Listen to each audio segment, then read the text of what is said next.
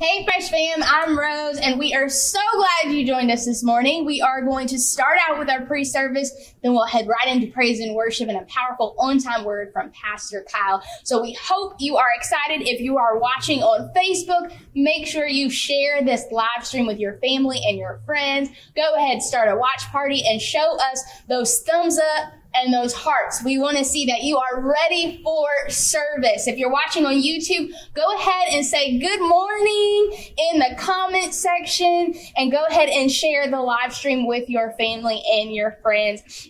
For this pre-service, I'm going to be speaking with Dr. Sheree Finley. You have a PhD in microbiology. Yes. First off, that is a very, very, very, to me, amazing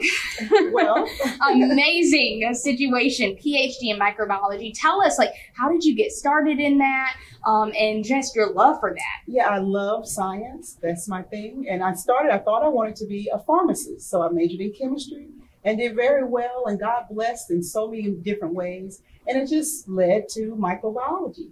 And it's a very timely PhD because there's so much going on with microbes and viruses. And so it makes for interesting conversation during this time of this pandemic.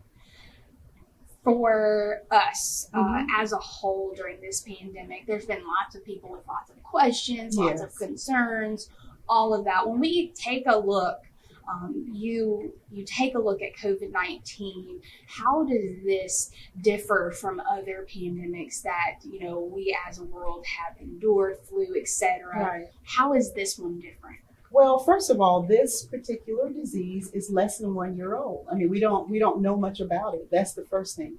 We can compare it to other viruses, but it is very different. It's very contagious. What makes it most contagious, it binds to a certain cell. I don't want to get too deep, but those cells are found in the respiratory cells. The surfaces of them can take the virus in. That's what I mean to say. And so once it gets into the body, it then can use the cells to replicate and go to other cells. And so sometimes we think this is just a lung disease or whatever, but it's a multi-system disease. Unlike the flu likes the lungs and it'll stay there and cause pneumonia and cause other things. But this particular virus likes other cells and it causes, multi-function, multi-organ failure even. So that's why it's such a insidious, such a bad disease. But if I may say, there are things that we can do to keep that disease out of this area of our bodies. And I have one in my hand. All of you know in Montgomery, Alabama, we have to wear them. In other places, if it's not mandated, you should. This keeps the virus from our airways. And if we are asymptomatic carriers, it keeps us from infecting other people unbeknownst to us. So please, if wherever you are, whether it's mandated or not, please wear your mask. It will help save lives. It's been proven to do so. And if I may, there was a study recently where there were two hairdressers, and they saw, I think, around 139 clients, and they spent 15 to 45 minutes with each client. They were asymptomatic carriers, but do you know they did not infect those clients because they were well covered. The clients had on masks and the hairdressers had on masks. So really, this small thing, this is a good barrier to keep it from this area of our bodies. Of course, we do need to keep our hands clean. And I see you have products here. I do. We need to keep our hands clean with good hand washing. Hand washing is the best, Rose. It's the best. If we use hand sanitizer, that's the next best. But do you know, after about 3 applications of hand sanitizers, I don't know if you felt your hands getting kind of gummy. Yes. And then when you wash, it feels like you're washing off of a film. Yes. And that's, and also with that, virus can actually cling to that if you put on too much hand sanitizer that has too many different products in them. So the best thing is to wash your hands. I know my family, my daughter, she'll see the hand sanitizer there and she'll see the sink there and she'll rather grab the hand sanitizer. But it's much better for us to wash our hands. And one thing about this virus, Rose, it's surrounded by a crown. That's why it's called a coronavirus, right?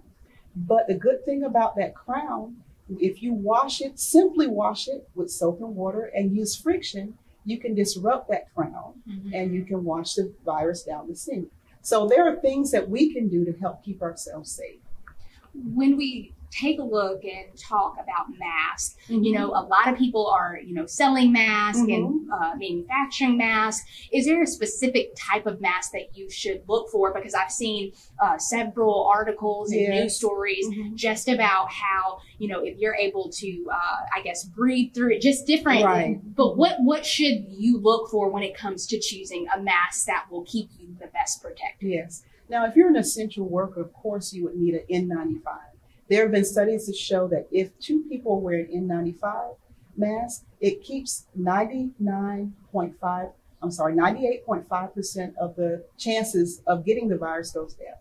Okay. But if you can't get an N95, and of course, we should save those for the essential workers. We have these disposable masks. They are quite useful in keeping the virus out of our airways. And if you do not have one of these, we do have, now there are those washable ones, the ones that you can wash and wear. Those are great, especially if you could get the kind where there is an insert that you can take that insert out and then wash the mask. Those are the best. But if you don't have anything else, the cloth, anything over this area of your face will help. Also, there are those face shields. Those are effective as well. I know sometimes we want to see that beautiful smile, and you know, face shields are being sold, and those are effective as well. I actually just went ahead and purchased some face shields and got some face shields for my mom, who is an essential worker. And also I went ahead and grabbed one for myself just as extra precaution when I'm out and about. Also with the mask, is there a certain time that you should go ahead and perhaps wash them? Because I know there's been, you know, you're putting that on your face, and you know, I assume you need to keep those clean. You do need to keep those clean. And I actually listened to a doctor say this, so I don't use those. I always use these disposable ones. But I heard her say that you should wash them every 3 days. And I think that's the recommendation. If I had to use them, I would try to wash them even more than that. You know, I'm just that type of person. I will probably try to get it washed more regularly. But I heard a doctor say every 3 days it should be washed. What else have you learned in particular as it relates to COVID-19 and even the aspect of getting reinfected? Okay, that's a big area of study about reinfection. We do know that antibodies that protect the body from infection or from the virus begin to build up as, you know, if you're infected, and they are detectable within 1 to 3 weeks of getting infection. And still the jury is out. We don't know, because this disease is very young. If it were the common flu, we know we can receive a vaccine and it helps us fight it. But we don't have a vaccine yet. And so we have to depend on antibodies. And so under normal circumstances, if you got an infection, those antibodies will protect you from getting reinfected. But these are not normal circumstances. There was a study, a small study with monkeys, and they had 4 monkeys that had the disease, and they killed 2 of them to study the progression of the disease. And then they took 2 other monkeys and they reintroduced the virus to those 2 monkeys, and they did not get infected again. So again, those are monkeys. It's a very small study, and we can't practice on humans. So we have to wait and see how this disease progresses. So the jury is still out. I feel comfortable going around. For example, my mom, she recovered. 70 years old. I have to give a shout out to my mother. She'll be 71 soon on her birthday, July 29th. She beat the disease at home by herself. She didn't go to the doctor. This disease does not have to be deadly. On the other hand, my father contracted the disease and he did pass from it. But it's nothing for us to fear because, again, like I said, my mom didn't go to any hospital. She denied that she had it. She thought she just had a regular sinus infection. That's what it felt like to her. And she refused to go to the doctor for a sinus infection. But as it turned out, it was COVID. So this disease, we can beat it. We can, first of all, not contract it by being as careful as we can. And then we can recover. We certainly can recover. But yes. Excellent, excellent. And if you're just tuning in for this Sunday morning, we welcome you. You have not missed a thing. We are in the middle of pre-service. We are talking with Dr. Sheree Finley. She has a PhD in microbiology. So go ahead, share this live stream with your family and friends. Soon we will start with praise and worship and a powerful on-time word from Pastor Kyle. Show us those likes, show us those hearts. We want to see those. Tell us how you're doing in the comments and where you're watching from. We want to hear from you. We're going to hop right back in. Something else that we mentioned a little while ago was how, some people are getting, fevers. Some people aren't. Some people are asymptomatic. Right. Is that kind of, differentiation in this particular virus? Yeah, so that's very unusual that some people are carriers of the virus. They are infectious as well, but they are not, they don't have any symptoms. You can take their temperature, no fever. There's no, if you do a CAT scan, there's no sign of pneumonia, anything. There's one story, there was a lady who was walking in New York and she got hit by a car. And so she walked into the emergency room. And so they wanted to see where her injuries were. And do you know she had full-blown COVID with no symptoms? Her lungs were just as if someone who had, was on a ventilator. And so asymptomatic carrier, full-blown COVID, had she not gotten hit by a car and not gone into the emergency room, no one would have ever known. So there are many asymptomatic carriers. Even I got tested for antibodies just to see had I had the disease. I hadn't, but just wanted to see, maybe I had it, maybe someone in my family. I took my daughter along. She didn't have it either. But just wanted to see, did I have the disease? And I didn't, because there are asymptomatic carriers. And that's the problem with this disease. We don't know who has it. We shouldn't go around suspicious of everybody. We don't have to walk in fear, but we do need to be careful and guard ourselves against asymptomatic carriers. We've talked about, masks, and we've talked about different aspects of this.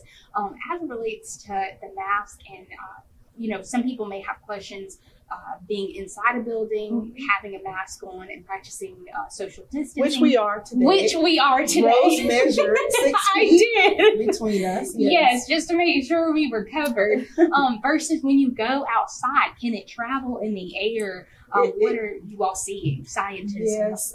Yes, it can be aerosolized. That's why good ventilation is what's necessary.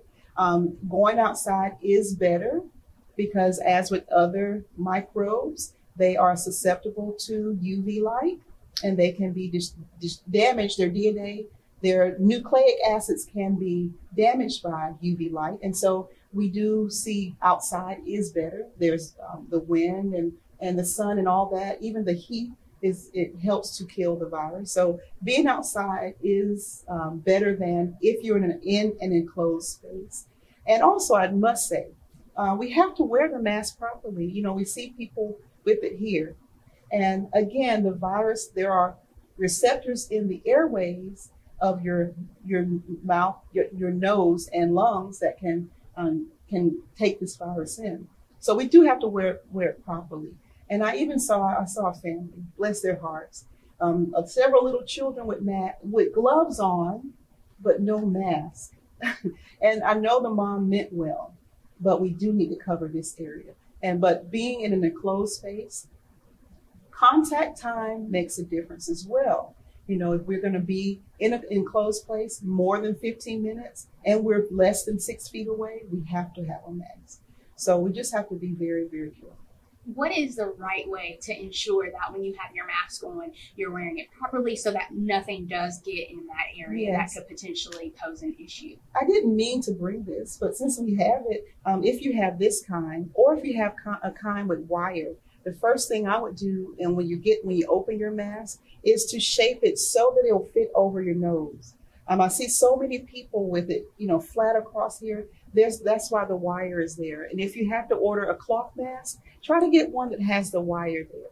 And you want to shape it over your nose so that you can cover your nose very well. And if it's sliding down, take this string. You can make the string tighter. I won't do that because I want to reuse this, but you can make the string tighter, and you should pull it. You should pull it over your ear more if it's sliding down.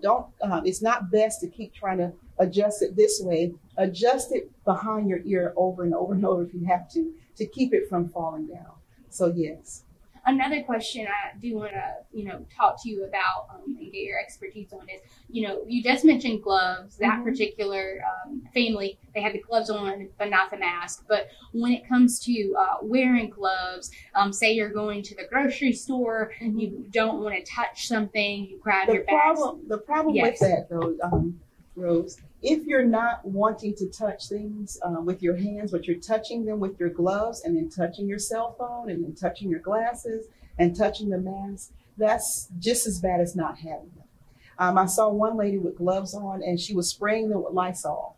That's okay, but it's better to wash your hands, because even with gloves, sometimes we get a little lazy and we're touching everything, and then we're touching our personal items. We're touching the door handle of our car, cell phone, glasses, mask, everything. And because we have on gloves, we think we're okay, but we're not. We have to wash and remove the virus from whatever we have, whether it's our bare hands or if we have on gloves. We have to remove the virus from that.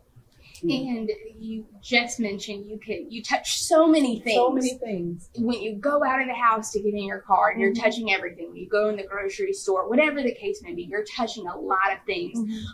You mentioned prior to, you said the best thing to do is wash your hands with soap and water. Say you just left the grocery store and you have your phone, your keys, you're about to touch the steering wheel, everything. What are some tips as it relates to that can put you in a better position? Yes. I always carry hand sanitizer with me. I like the spray kind. I know the gel is good for your hands, yes, but the spray kind, whether it's Lysol or the hand sanitizer, that's the alcohol in the spray, you can spray your hands before you get into your car. Or I'm so bad with this. I have paper towels in my car. If I'm at the bank and using the tube, I'll have a paper towel in this hand, a paper towel in that hand, and I'm opening the tube with that paper towel. So little things we can do. And one thing about hand sanitizer, they are best if they can stay on your hands 20 to 30 seconds, because sometimes we put that hand sanitizer on and we start trying to dry it because we're in a hurry. Or we spray something down and we wipe it very quickly. And that's okay because we are wiping it away. But if you can't wipe it or wash it, you should put as much as you can on and let it stay on your hands at least 20 or 30 seconds, because you want to disarm or take that crown off of the coronavirus. And if you're wiping away or drying, letting the alcohol evaporate too quickly, you don't give it a chance to actually disarm that crown. So please, if you're using the hand sanitizer, or if you don't have a wipe to wipe away the virus, you want to spray or use the hand sanitizer. If you want to allow it to work. So we're just doing this, trying to get it to dry, or we spray something or put hand sanitizer and we, just hoping it will dry really quickly. We want it not to dry quickly. We want to give it a chance to disarm and remove the crown of that coronavirus.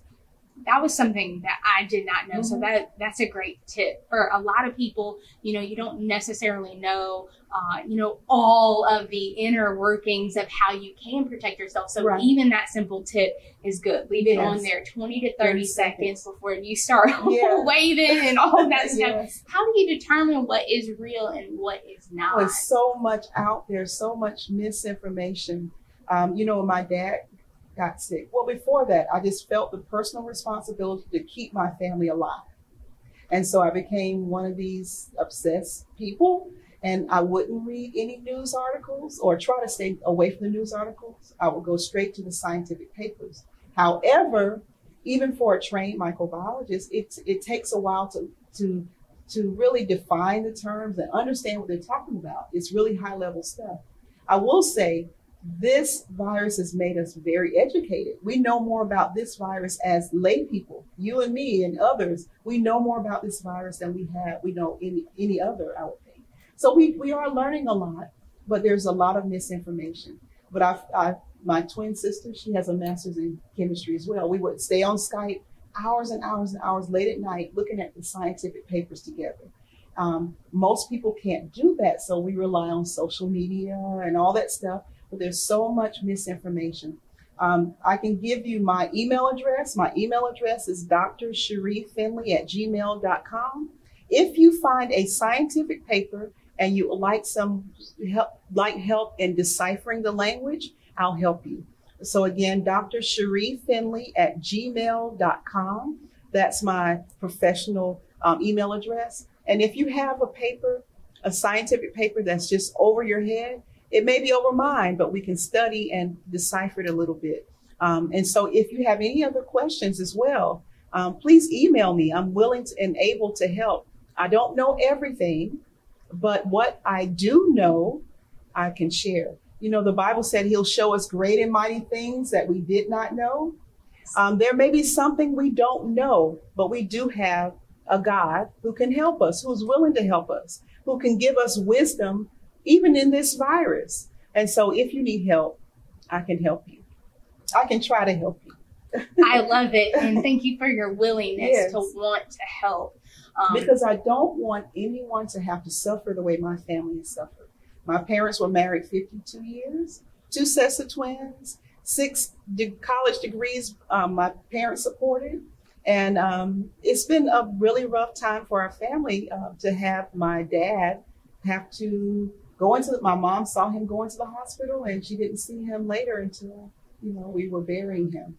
My mom couldn't hug anybody during the burial because she was positive. She couldn't entertain guests at her house. No traditional wake at all because, she was positive. My sister was positive, my brother-in-law. So I just don't want anyone to have to go through what we have gone through. But the grace of God has been with us. The prayers.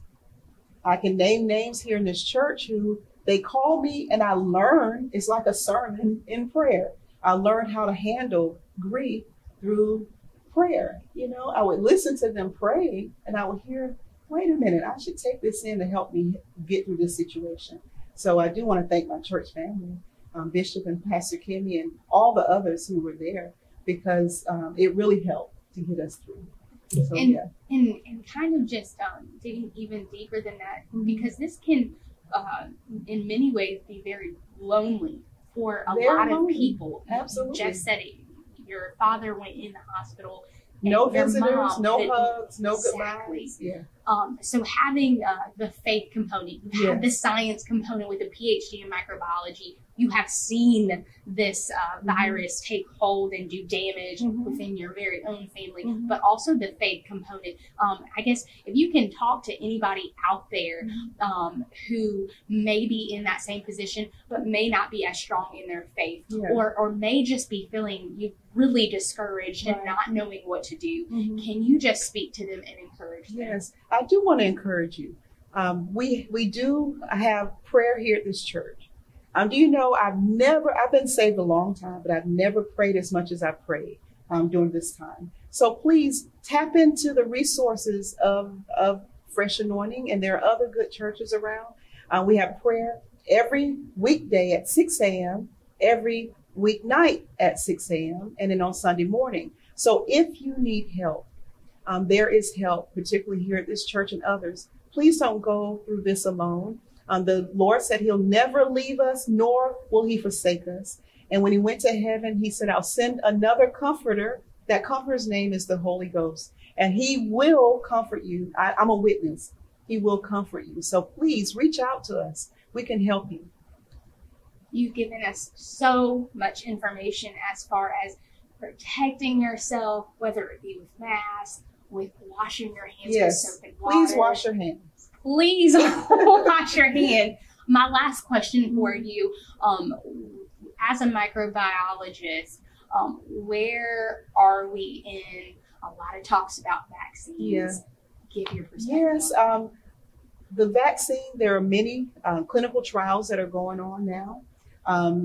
I heard on the radio this morning, I don't listen to a lot of radio. I only listen to one, and that's Doctor Radio on XM. They have a lot of good information, and we are very soon to have a vaccine. I heard even in January or February, we'll have a vaccine. And I heard that there will be several that will be effective. And so in the clinical trials, people are in clinical trials, and they have built up antibodies. Now, it will be inhumane to reinfect them. We can't, I know we did it with the monkeys, but we can't test people to see if their antibodies are effective, but we do see antibodies from people who have taken the vaccine. So we are very close. And again, I heard from the doctors this morning that it will be in January or February that it will be available. I don't know if I'll be first in line to do it, but it will be available. I do get vaccinated from the flu every year, and I suspect that we will need to, in order for us to reach a certain immunity in the environment, in the community, we would need others to be vaccinated. So it's forthcoming. It's there are very promising results coming out of these trials. So it's coming. Well, you gave us so much great information. Wash your hands. Please. Wear your mask. Yes. If you go Social out, distancing. Social distancing. Even if you have to count your feet. And probably or stretch your arms. Stretch your arms. And do your best when you use sanitizer to make sure it sit on there for 20 to 30 seconds before you move forward. Yes. So much great information. Thank you for joining us. And if you are watching this live stream, you have not missed a thing. We are heading right into service, praise and worship, and then an on-time word from Pastor Kyle. So let's get started.